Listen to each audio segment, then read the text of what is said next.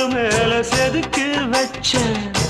கவிதை இந்த நேசம் இப்பிறப்பும் எப்பிறப்பும் தொடரும் இந்த பாசம்